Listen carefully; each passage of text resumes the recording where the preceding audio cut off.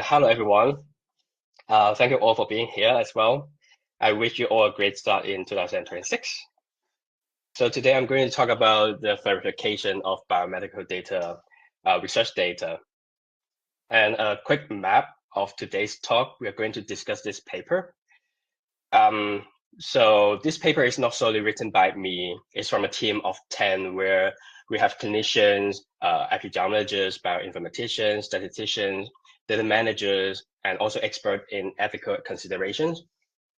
So we introduced a framework of verification and talked about what to consider in a data sharing project. So, yeah, sorry, I hear something. Okay, I will continue. It is less about technical or computational procedure, but more about the whole data sharing project management. But if you're looking for some hands-on verification processes, there are a few papers I'm going to recommend you during the talk where you can get more ideas. So we will start with the FAIR principles and talk about the challenges researchers face during a verification project, and then lead up to our framework. So this webinar should serve as a starter into the world of data sharing. I hope that when you leave this webinar, you will gain some clarity on how verification applies uniquely to biomedical environments, and you will have an idea of the process structure and what to expect when you decide to go for data sharing. The talk will be full of information and sources, and I will try to squeeze it within 1 hour. I will pick some of the important points to elaborate a bit. But then after the webinar, I will post this slide online so that make sure to go to the Restores website to check it out. And also, we're recording this session so you can see the whole video again. And yeah, I sincerely hope what's to come will entertain you. A little bit of introduction. My name is Ka Hin Tai. So as Florence said, I'm a PhD student at the University of Rennes in France. I'm affiliated under the SHARE-CTD doctoral network, whose work focuses directly on clinical trial data sharing. And I had some history in Chinese medicine and epidemiology. And after my master's degree, I stayed behind in Germany to work as a research assistant, where I joined hand with an informatician. We worked on preparing an old clinical trial for data sharing. We also worked on creating a study catalog for the institute. And that was where I have experienced verification in practice. But the verification in the project we did was retrospective and thus full of hurdles and challenges, and it was rather distressing. So basically, we needed to reconstruct the metadata for the whole project, prepare the data dictionary, transpose the data from a very old application, Microsoft Access, to REDCap. We also had to analyze the participants' level records and document the whole methodology so that other researchers could trust and interpret our data correctly. A bit of disclaimer. So my project is funded by the European Union, and other than that, I have no conflict of interest to declare. So let's start with data sharing.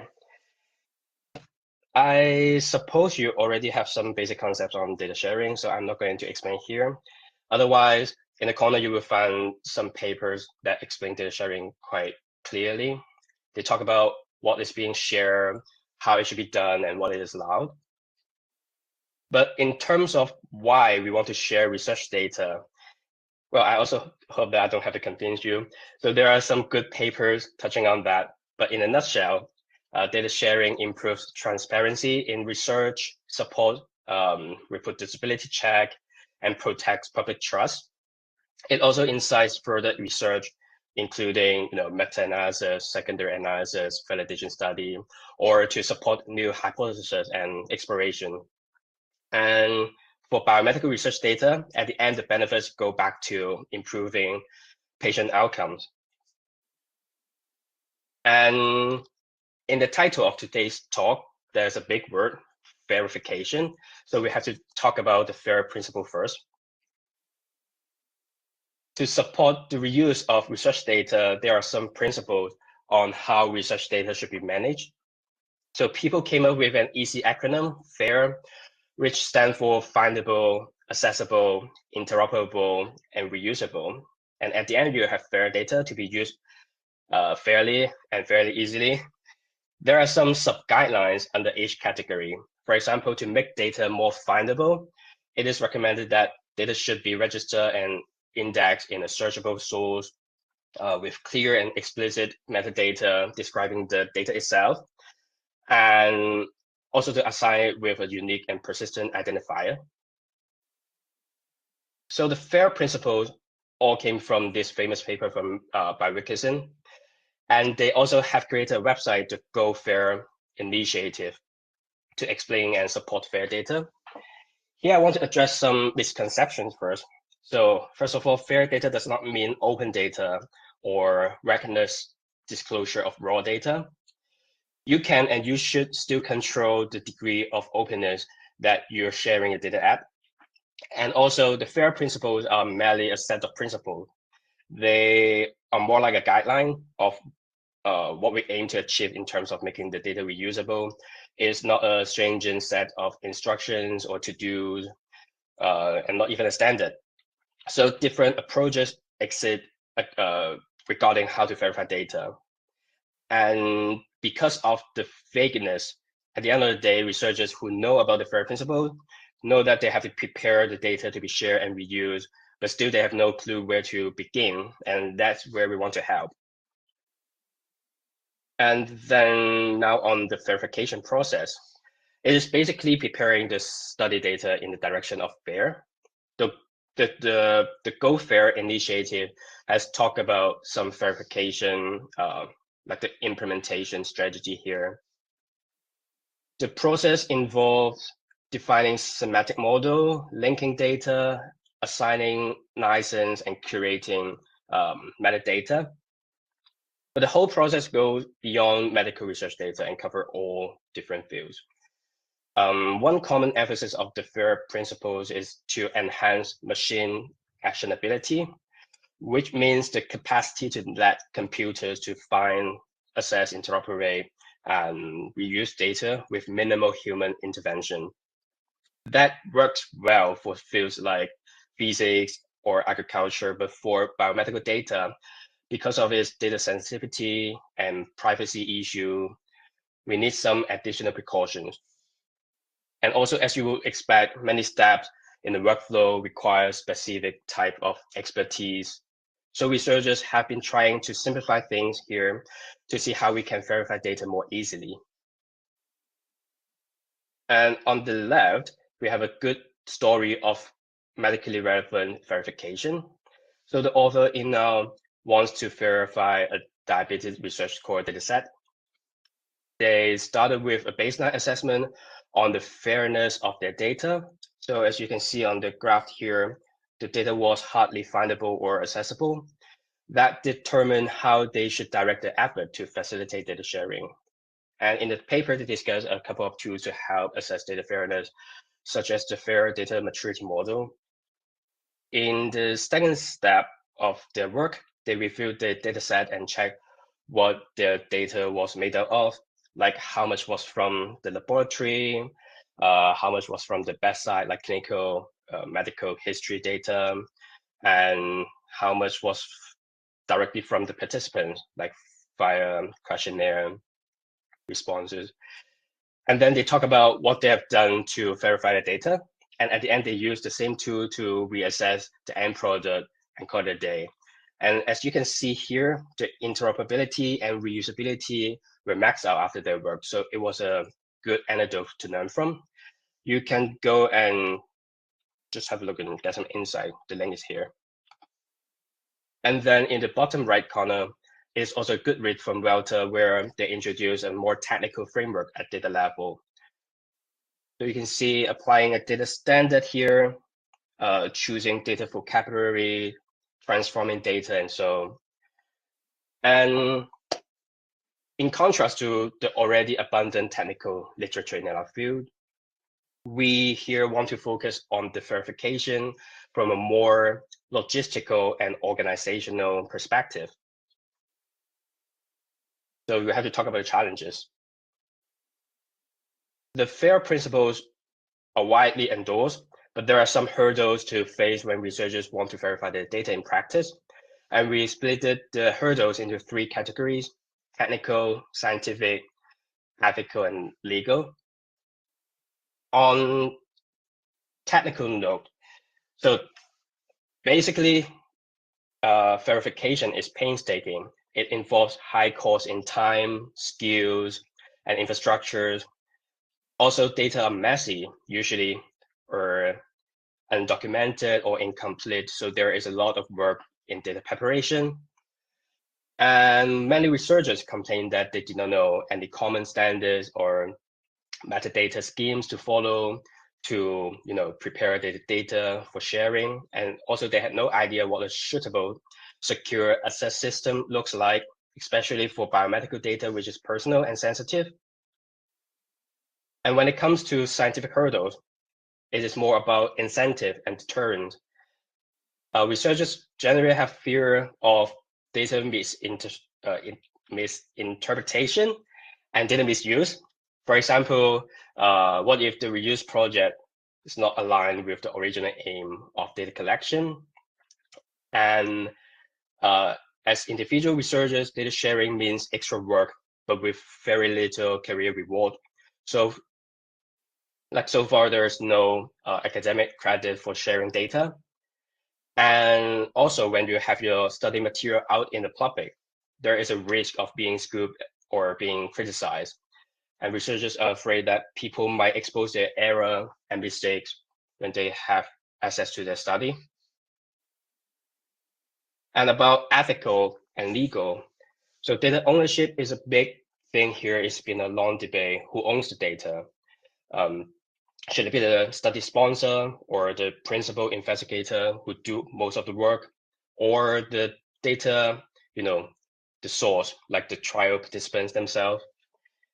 And about contributorship, who takes credit for subsequent research project reusing the original data? Should the original authors always be cited or be invited to authorship? That's also a big question here. And then, of course, the privacy issue. There is always risk in re-identification of patients when you have the data out somewhere. And also, how to set up a consent for patients is a big question. So most likely, like nowadays, the consents are kind of restrictive and dedicated only to the original study, and therefore not covering secondary reviews. So we have to reformulate the consent. And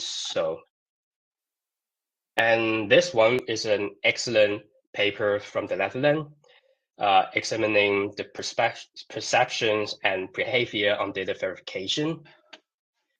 They found that many Dutch researchers tried to share their data in the past, but the main data sharing methods were either, by sending through emails or by sharing a network drive. And they found that up to 90% of researchers would intend to make the data fair, but if they had to invest extra time or budget, then the intention dropped substantially. Also, many of them have heard of the FAIR principles and report spending some effort on at least one FAIR aspect, but far fewer reported doing so across all 4 aspects. So with all the challenges and confusions in mind, data sharing could be jarring and a bit intimidating. And our framework here helps researchers operationalize verification in real setting, especially target at clinical researchers, trialists, epidemiologists, and research data manager. So here we go. Before we start, I want to bring the key messages up front. So it is always best to prepare in foresight. Verification is not a technical add-on. It should be a process which is well planned, resourced, and constrained, and aimed at reuse at the end. And while it is possible to retrospectively verify an old study, it is not an easy task, not at all. And planning it ahead before you start will make your life much easier. And that said, you have to gather sufficient resources. You have to manage your time and effort well. You should also look for external requirements and also their support. And remember, data is only fair when it is functional at the reuser end. So this is our aim here, to make it functional, to make it reusable. And this graph is from our paper. So everything is condensed into this figure. You can check it out to have a more readable figure, but I will just quickly go through it here in our webinar. So as mentioned, we break down the operational challenges into 3 domains: scientific, technical, and legal/ethical. And under each domain, we thought about what action items researcher can do. And then we group the action items into big steps, which are easy, just plan, prepare, and manage. But what is tricky here is that now there is a vast amount of things to plan, prepare, and manage. But this framework is trying to address each and every aspect on the journey of data sharing based on the experience from my co-authors and me. And now we go into detail. So data sharing is a complex and painstaking task. It requires substantial personnel and technical resources. It is also a group decision. There are many aspects that need thorough discussion and well planning. So you have to involve stakeholders and discuss everything early. Stakeholders here include investigator of the study, sponsor of the study, your participants, the subject of the study, also your ethics review board, and maybe some officers from your institute. They're in open science, research integrity, or data sharing. And right, most important, the member of your team as well. So including all like data manager, statisticians, clinicians, so on. And what to discuss, as you can see here, the preparation for FAIRification is basically a big project management. We have to talk about the purpose, the resources, the human resources we have, and also some external regulation and requirements, or maybe support from the institute or from outside, from the community. And also, of course, the data itself has to be discussed. So there are a lot of reviewing and planning to do in this stage. And first of all, you have to align on the data reuse that your study can support. And for that, there is a list of example questions you can ask yourself and try to reflect through it. So the first question would be, who is my target audience? Would it be other research teams within my institute, or do I want to include any external researchers in the same field? Then for that, maybe I have to post my data out in the public. And second question, what do I want to share? Do I want to share only the process and aggregate data that can support maybe meta-analysis or a reproducibility check? Or do I want to share everything down to the identified participant record so that the data reuser can enjoy a better visibility in their secondary research?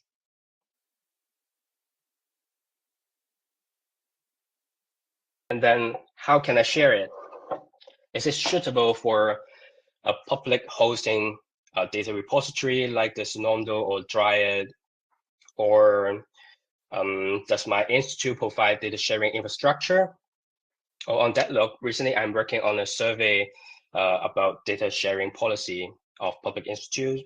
And I was happy to see that there are now some institute or like collaborative networks like the Unicancer in France or the Data First in Netherlands, that they're trying to provide data sharing support and creating data hosting space.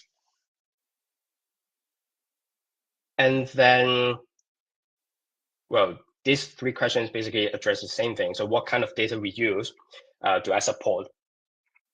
So other than being used for research, the data you share can also be used for education and training, or to build AI model and tools, or to inform policy guidelines, so on.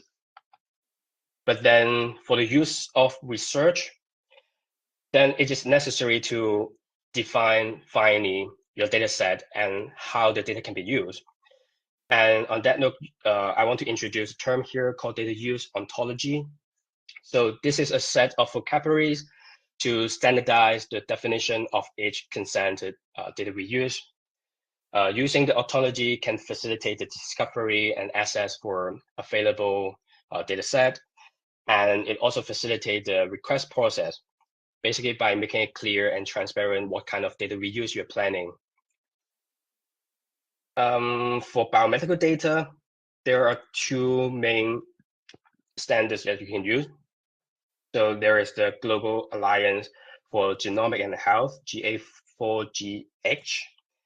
Although it started from genomic study, but now it's broadly used for human biomedical data set. Or there's a more general one, a generic one, the Open Digital Rights Language. It is for like a general policy language, but because of its cleanliness, it is more machine actionable. And then the next one you have to review is the resources and support that you can get. You have to check your capacity and you have to grab whatever support. So we are all here to do good science. And with the increasing focus on reproducibility and calls for transparency, I think it's only fair to set aside some time and money for data sharing, like the way we would do for, ethical review, or we make extra effort to pre-register our study protocol just to make good science, right? So data sharing should also be like that. It should be some steps in our job that we take seriously and intentionally. Right, so the first question here, how much time and money can I invest? As said, data sharing is a big project that requires a lot of management and coordination. And on the right, I provide you an example. The author reported a very interesting anecdote back in 2017. The team was trying to prepare two UK-based clinical trial data set retrospectively for external reuser.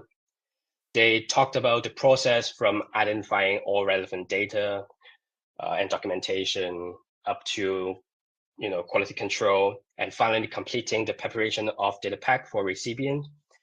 They also describe the role of each team member and their respective tasks, and then they recorded the time course and estimated the monetary cost just for the whole data sharing preparation.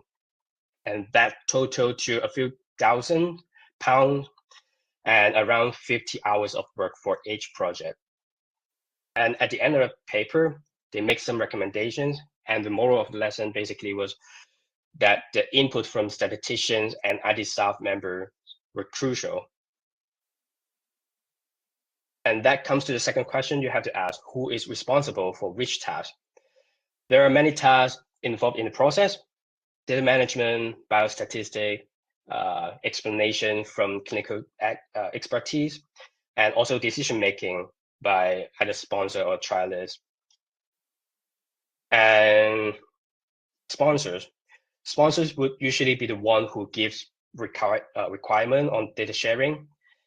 I personally work with clinical trial data, and so far data sharing is expected but not fully mandated.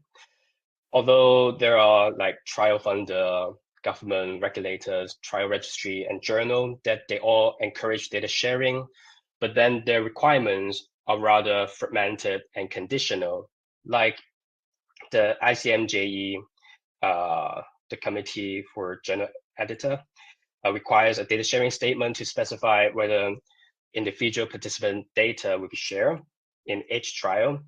And then, but the NIH now requires like a data management and sharing plan for each trial when they register their trial. So the requirements basically are different, and they're different for different fields as well, I suppose. So for your own field and like within your institute, I would suggest you can check with your university or with your ethics board to see if they have any requirements on data sharing as well. It's good to know beforehand. And then, right, I will only touch on the question about support here. So first, you should check if there is any support from your institute, because they know your work environment the best.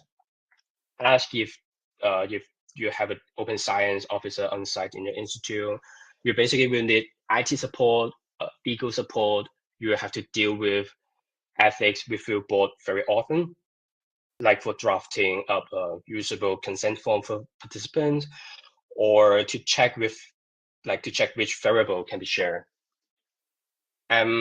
Perhaps there is a data stewardship training in your institution, and if not, there are also some programs from the Horizon Europe that train researchers for scientific data management and prepare them for open and fair science. And here are the links.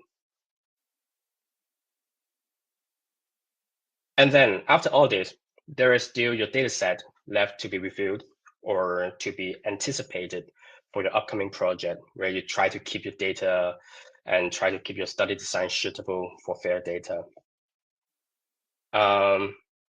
There are so many qualities that you should seek when preparing your data set. To name a few here, a good data for sharing should be flexible, easy on the user, future-proof, feasible to share and to reuse. And this quality all contributes to the reusability of the data.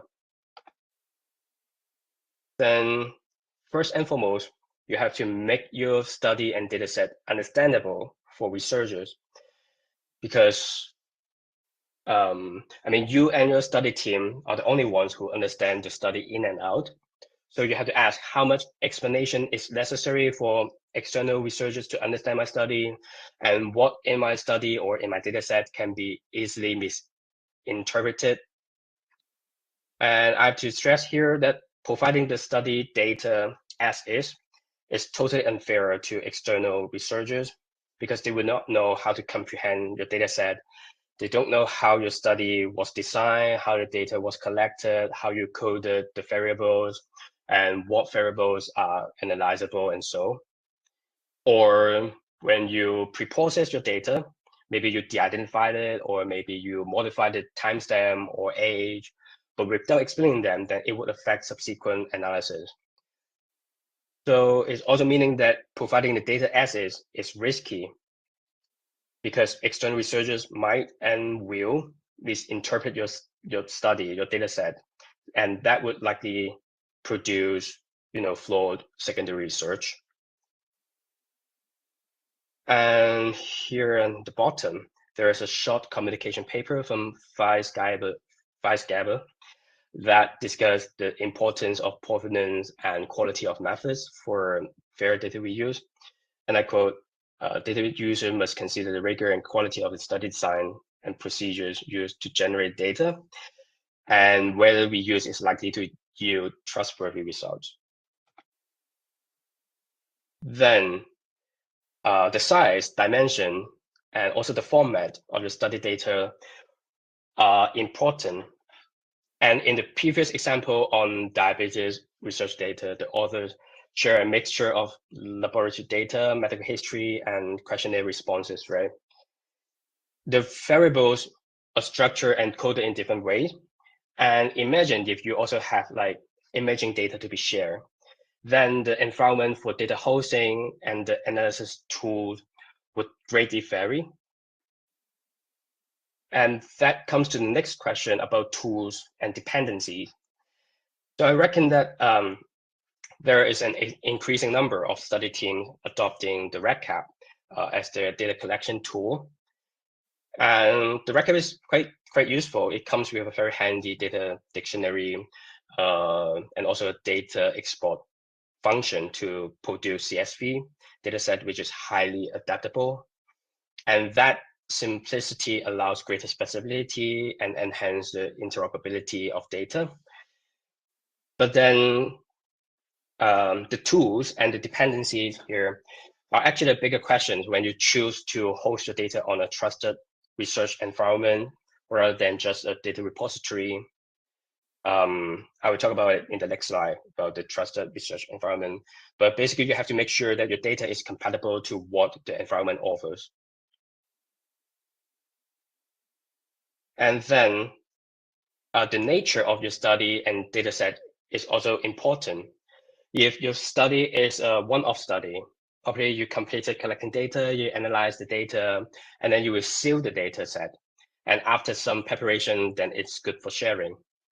But if your study is longitudinal with some follow-ups like maybe 5 years intervals, then how you prepare the data set will actually make a great deal for sharing. You can either update the data set with versioning, or you can deposit the newer data set as a standalone. But I've seen some data sets from the same trial released at different time points where the records were de-identified so heavily that it is impossible to link individual from baseline to 5-year follow-up, and that makes further analysis futile. And then you also want to assess the risk related to confidentiality and scientific integrity. So on the left here, there's the 5 safe decision framework that guides researchers to manage disclosure risk while enable data sharing, especially for sensitive and personal data like biomedical data. So in practice, it helps balance the openness and privacy. And researchers use it to design the data access model or to manage the data sharing project. Basically, it maps to 5 domains, so safe data, safe projects, safe people, safe settings, and safe output. And when you use it and you identify potential risk, then you should bring it up to your ethics committee, and together you come up with a mitigation strategy. And also remember to check all the requirements, check all the applicable policies from different sources, from your institution, from regional government, and maybe sometimes you should check the international regulations because things would get pretty messy for cross-border data sharing, especially with the US nowadays. But within Europe, then the highest level governing law would be the GDPR, the General Data Protection Regulation.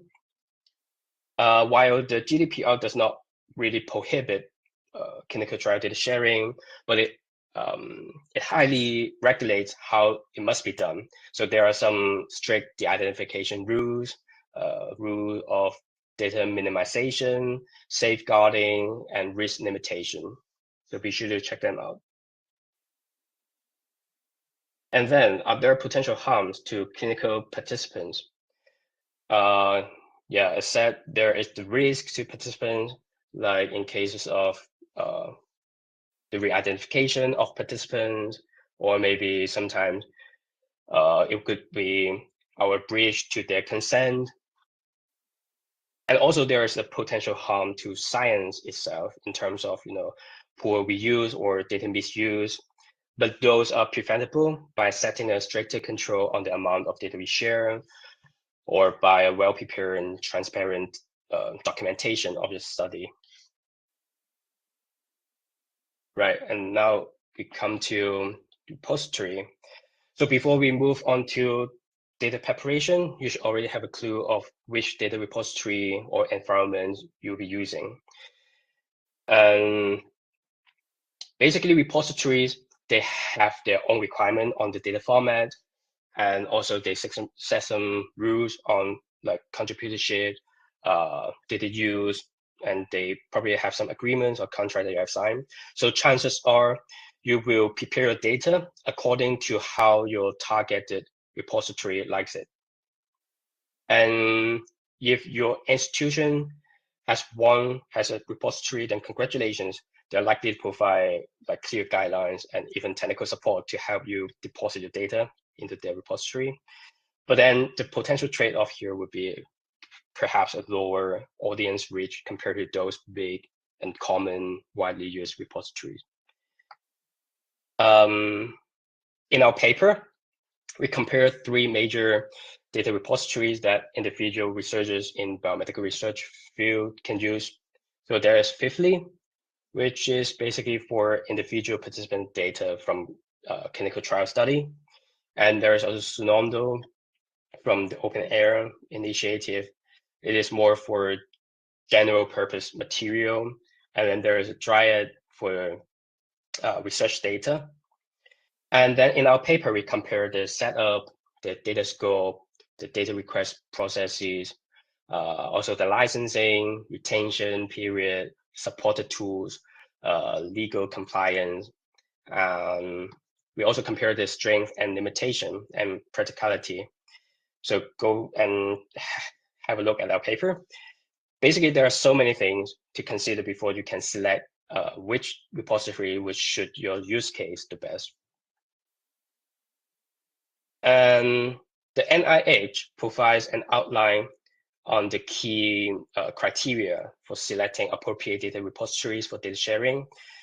And the criteria include long-term sustainability, quality assurance, and also clear usage guidance. So if you want to have a more clear idea of how to select data repository, then go check it out. And the NIH also maintains a searchable list of repository suggestions here, which you should definitely take a look. And just a quick note here that many repositories serve specific research communities and topics, which may impose a structural or procedural constraint. And for example, you can deposit neuroimaging data to a repository called Open Neuro, but that repository only accepts the imaging data according to a particular type of data structure convention, but not the other. So you really have to prepare the data according to what they need and what they require. And then on the right, we have the trusted research environment. So this is something that emerges recently. It is basically a data hosting space. It holds particularly sensitive data centrally, and it only allows direct reuse on the platform, but not downloading the data. So how it works is that only approved and authenticated users can access the data platform. So this is a secure computing environment. The users can go access the data, fill the data, select the data they need, and analyze the data. But then no raw data can be downloaded or be removed from the environment. What can be exported is only the approved outputs, following a very strict set of disclosure controls. So basically, what happens in the TRE stays in the TRE, except for the checked and approved output. But currently, to my knowledge, there's no public or open TRE that individual researchers can use. But there are some TREs run by institutions. For example, I heard that the University of Munich is developing one. So I invite you to ask your institute to see if they have such infrastructure or they are trying to develop one in the future. And then before we go into the next stage, some key points for prospective verification is that first, you should be clear on your intention to share your data. And if you want to share your data, then this intention should be reflected in all related documents and forms, including your data sharing plan, your protocol, your grant proposal, and also in the consent form for participants. And on the consent form, you have to be explicit how the data will be shared and to whom and what will be collected and what will be shared. And also to provide options allowing participants to withdraw their consent later. And I haven't stressed enough that verification is not an afterthought. That being said, when you design the variables to be collected, you can already think about how the variables should look like so that other researchers can find it reusable and helpful. Say, maybe you can stick with some common terminology and ontology, or some standard practice when, for example, measuring blood sugar, then you have to specify which measurement method or test method you're using, or trying to be concrete, like for blood sugar, maybe you opt for two-step glucose tolerance testing procedures. What I mean here is that having everything clearly thought through and documented will increase the reusability of the data. And if you decide to share your data in a future study, you may as well just put that decision in your grant proposal. As I said, data sharing is costly and resource heavy, and you will need every support that you can use from your institution or from funders. Right, so now we are on the next stage to prepare data. What we are aiming for here is data quality and reusability. And this is an adaptive verification process from Shinichi, which is adapted from the 7 steps by GoFair. It introduced some more technical steps like the curation and validation here, the identification and pseudonymization, which I will focus on. But first of all, about raw data analysis. So basically, just reviewing your data and see how it fits, what format it is, and so. And there are some widely used data model and standards in clinical research. For example, from the Health Level 7 International, they provide like a clinical document architecture, which is for like a standard for exchanging information on medical documents, or the Fast Healthcare Interoperability Resources, which is for information exchange electronically. So those will guide you how your health data should look like how they're supposed to be structured, encoded, and exchanged.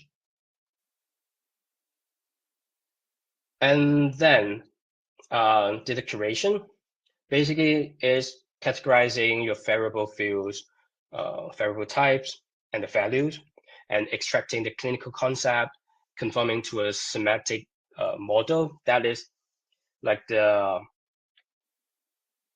conforming it to a target data model for future reuse. And for that, there are different options of terminology system that you can use depending on the objective. Like for those medical condition or a first event in clinical trial variables, then you can use the MEDRA ontology. For medical diagnosis, you can use the ICD. For clinical record, you can use the SNOMED-CD. And LUIC is the ontology for health measurement and observation. And adapting variable ontologies here would directly enhance the interoperability of the data. And apart from the standardization or harmonization, other data curation process include data selection, data cleaning, data validation, or missing data treatment, and documentation, of course. And then about the identification. So for anonymization and pseudonymization, there are plenty open tools and privacy models to use. This is a very good paper. It listed many practical tools that are free to use, and and how they are using different privacy model. So also go and have a look. And then, right, I will skip to metadata now. And that actually answers back the first 2 questions that I've missed. And for external researchers to determine whether they can work with your dataset, then they need some contextual information. So you have to prepare the metadata of your dataset and of your study, which describes the context and the nature of your study and dataset. And metadata should always be publicly available without access restriction, because it's like a preface to your study dataset. And then there is also data dictionary, which you have to prepare, and that explains the variables collected and measured in your study. And I have to highlight that to have a functional data sharing, not only the data itself has to be robustly prepared and organized, but also the documentation to the study has to be provided. For example, like for meta-analysis for the assessment of study heterogeneity, all metadata about like the study site, population selection and time frame, treatment and outcome measurements are so important in meta-analysis, and they can only get it from the metadata of studies. Metadata will also help improve the discoverability of your study and dataset when they're being indexed on data repositories. So there are some formats or standards that you can use. So there is the CDISC study data tabulation model, which is another data standard, but it includes also structural and semantic metadata, which is machine actionable, or you can follow the OpenAIRE guideline to help directly with metadata formulation and to make your data more discoverable and interoperable. And for data dictionary, some data collection tools like RedCap already have built-in data dictionary provided. And here I would say that precision and context are key in constructing a data dictionary. You have to make it very clear and precise. Like you should describe your variables, like everything down to even the measurement unit, the coded options, or even the exact timing or conditions of data collection, and they all make the dataset more reusable. And then missing data inconsistency. Well, inconsistency in data format is a big problem for data analysis. I encountered a project where data collector had to put in a medication dosage in a free text field, while most of the data entered were in a format like, 50 milligram X1, meaning a single dose. But there are some records that were prescribed multiple dosage or with a different medication. But then the data entry person, they use the same field for data entry, and of course the format was not in coherence with other records, and that make the data analysis impractical, basically, let alone to share it for secondary reuse. To correct it require a lot of data curation and preparation before it's usable. And I think that had the data collection designed differently, maybe with a stricter data validation rule, or with more fields for feasibility, but not only just one single free text field, then the usability of variables should be enhanced, and that should support meaningful secondary analysis.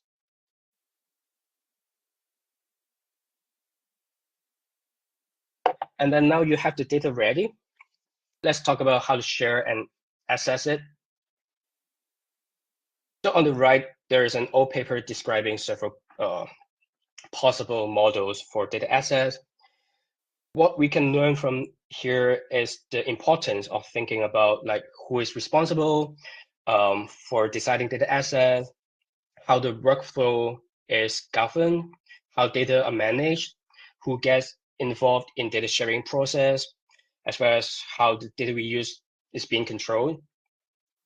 And ultimately, these choices determine how easy or restrictive data sharing becomes, reflecting like a balance between accessibility and control. But if you're relying on data sharing platforms, then usually they have an established set of procedures to process data sharing and also request and access. So you have to make sure you familiarize yourself with it. The data sharing duties do not finish upon data deposition. You may have to review or approve data requests in the future and maintain your data set. And it all depends on the regulation of your selected data repository.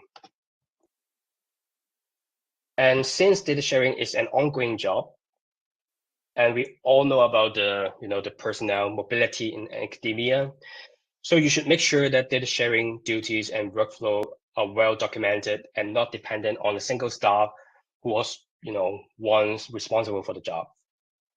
And standard operating procedures will help here. It should record like all the roles and responsibilities and instructions on data sharing, with high consistency and transparency, so that any new successor can get on board quickly and pick up the job with ease. And that will also ensure the continuity of data sharing and it won't get lost along the way. So basically, you're designing the SOP for the next person.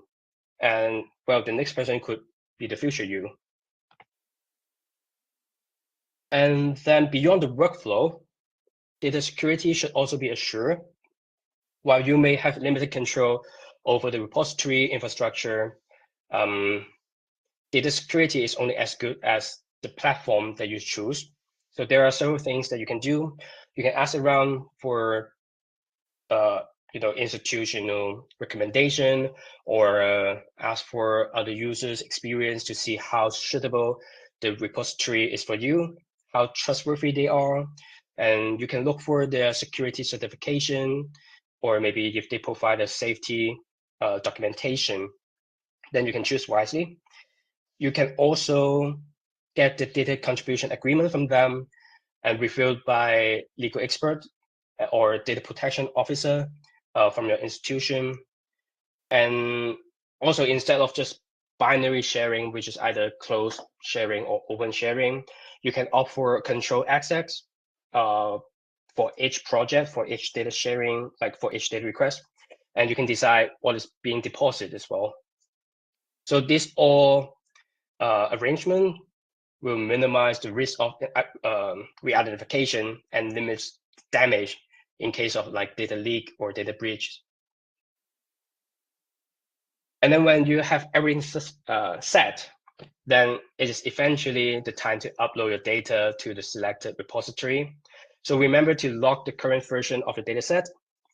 And if there is any change or update,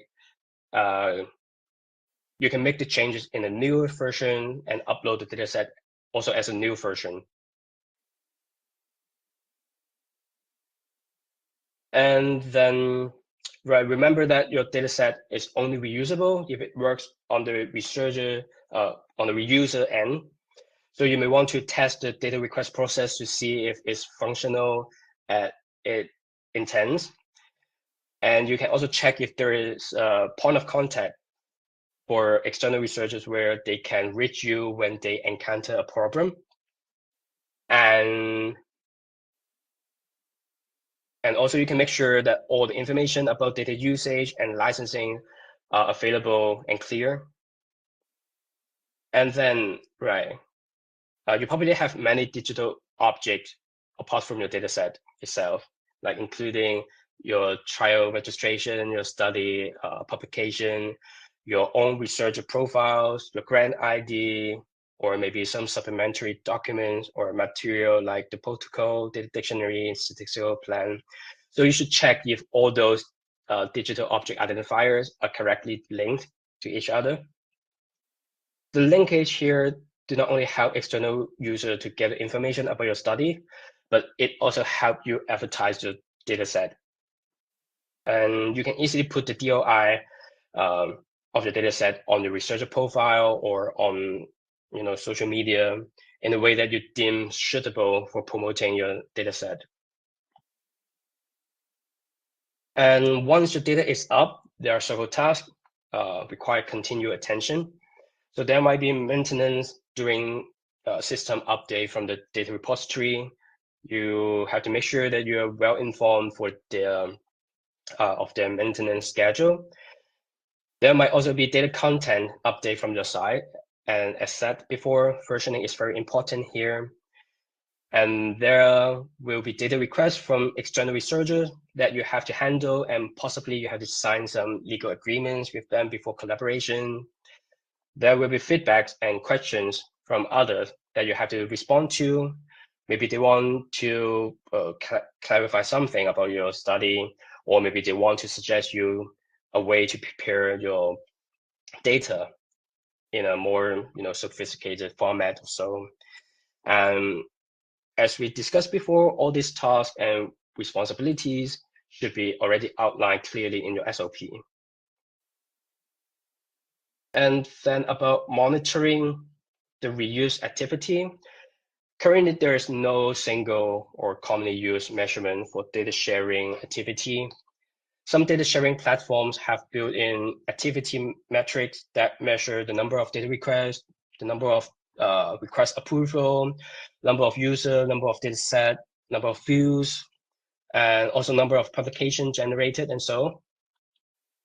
And there is this data site initiative that many repositories and institutions are member of. And so when you deposit data in data site enable repository, you indirectly interact with data site. It's like a big pool of research DOIs, and it stores the metadata. And it provides a clear, it provides a data citation tracking service that counts how many times a dataset has been cited in another paper. But of course, it depends on the actual practice, because sometimes, like the reusers, they cite the publications from the original study instead of citing the dataset directly. So dataset does not measure data sharing directly, but it provides one of the few scalable signals that we currently have. And if you're doing data sharing independently and not relying on any public data sharing platform or repositories, then we encourage you to keep a track of data requests and reuse activity, because such information provides valuable evidence for meta research on open science, for me, basically. And on the other hand, there is the Open Air initiative. It sees how data sets are linked to publications, to projects, and to people. And instead of counting activities, it observes reuse signals through a relational structural traceability. So you can go to their website and go look for Open Air Monitor or Open Air Graph. Those are the functions that I talk about. And if you want to know more, just go and check it out. So that's all. So some take-home messages here. This is a fact that data sharing, preparation, and verification of research data can be difficult and intense. So in order to make it work, we really need good foresight and preparation. And it is a teamwork, and it requires specialties heavily, especially from the IT and statistics side. And then, further training on how to share data efficiently or ethically are warranted. And from our experience, verification is the most streamlined and cost-effective when it's done prospectively. And remember, the true value of FAIR data lies in its reuse. So it has to be reusable at the end. And with the structural workflow I just presented, I hope you feel verification of biomedical research data less abstract and more approachable.